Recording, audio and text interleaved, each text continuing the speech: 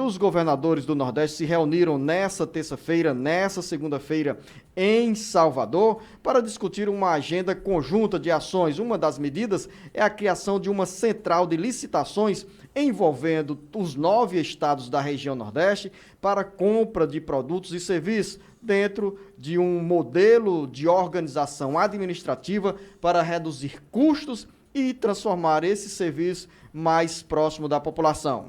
Olha, Luciano, eu vejo essa reunião dos governadores, a primeira oficialmente assim, que eles realizaram para definir estratégias, para traçar planos concretos, de uma forma muito positiva. Primeiro, eles fugiram da polêmica, fugiram do debate político, da politização de quem esperava, por exemplo, que seria, por ter sido a primeira reunião após aquelas críticas feitas pelo presidente Jair Bolsonaro, que essa reunião iria ter um tom, digamos assim, muito de desabafo, muito politizado. Não foi nada disso.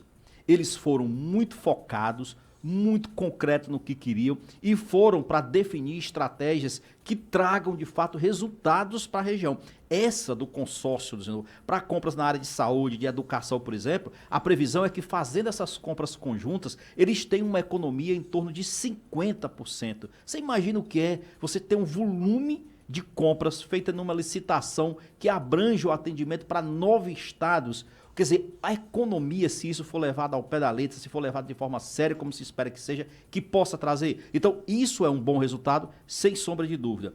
Outra coisa também, Luciano, que eu achei super interessante, foi a proposta de que eles se colocaram na disposição de discutir com o governo federal o programa que o governo vai lançar agora para substituir o Mais Médico, e agora no começo de agosto. O governo federal está propondo lançar o programa Mais Médicos Brasil. O que os governadores do Nordeste estão propondo, Zeno?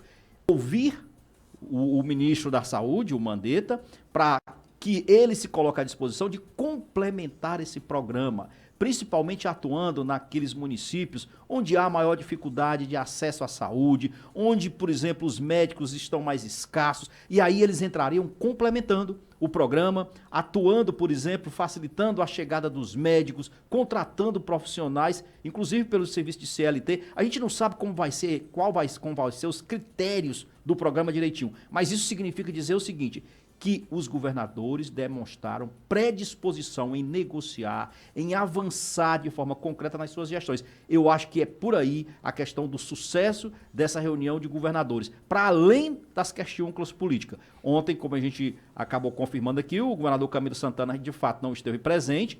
Quem esteve foi a vice-governadora Isolda Sela, e também quem não esteve presente na reunião ontem foi o governador de Alagoas, o Renan Filho. Fora isso, 7 governadores, e a reunião posso dizer que foi um sucesso em termos de resultados. São 7h27. Você fez referência a esse projeto da parceria construída entre os governos estaduais para fortalecimento da área de saúde, e o governo federal, por meio do Ministério da Saúde, sinalizou para legalização da situação de pelo menos 2.000 cubanos médicos que estavam no Mais Médicos e decidiram permanecer no Brasil, mesmo após o fim da parceria entre os governos do Brasil e de Cuba. Esse talvez, Beto Almeida, essa sinalização dada pelo governo para legalização do visto desses cubanos, talvez abra um caminho para, num futuro, a médio prazo, esses profissionais voltarem ao Mais Médicos com o programa de revalida, com o teste de revalida que os permitem a atuar na medicina brasileira. Eles devem entrar, inclusive, dentro dessa proposta do Mais Médicos Brasil que eu acabei de falar. Aí, Luciano, é o seguinte, é uma questão que eu diria até de justiça. Desde que o programa Mais Médicos, né, com Cuba foi encerrado, pelo menos 2.000 cubanos continuam no Brasil. Eles, inclusive, acreditaram na proposta do governo de que eles seriam reaproveitados em programa. E tem médicos hoje, Zino, fazendo de tudo, médicos cubanos que eu digo, fazendo de tudo para permanecer no país. Então o governo agora abriu essa possibilidade e está incentivando esses médicos a pedirem o visto de residência temporária por pelo menos 2 anos.